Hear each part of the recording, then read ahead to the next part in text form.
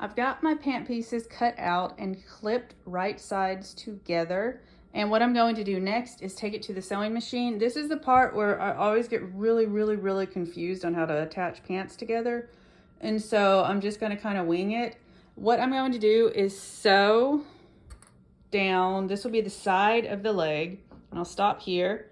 And then I will sew down the inside seam of the leg right here. And I will do the same thing on this one and sew both seams. And then what I'll do after that is attach these two pieces together, which is where it gets a little bit trickier, but then you'll just sew down the front and down the back, and you should have a finished, no, you won't have a finished pair of pants. After I do that, I will install the waistband, which will just be fold it once, and then a small fold, and then one more time as a bigger fold that is large enough to accommodate, I want to do, I think, a 1-inch piece of elastic, and I'll get the waistband put in. Once I get the waistband put in, I will come down to the bottom. I will straighten out these edges a little bit because they're pretty wobbly. This material is very stretchy, and so it gets really wobbly when I'm working on it.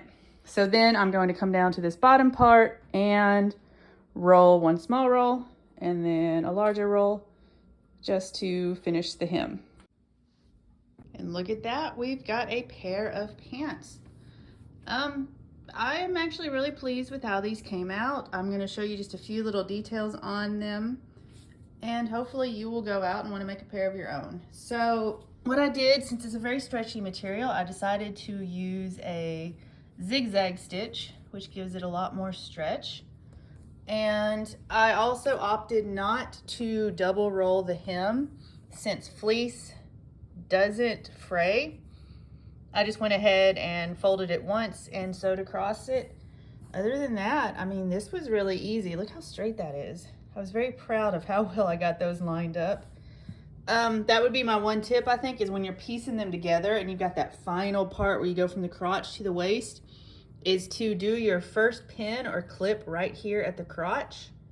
And then when you get to the top, it might be uneven, but you can just cut that a little bit. At the top, you can just cut that a little bit and it will work out better. And that way you've got a nice straight seam both directions right here.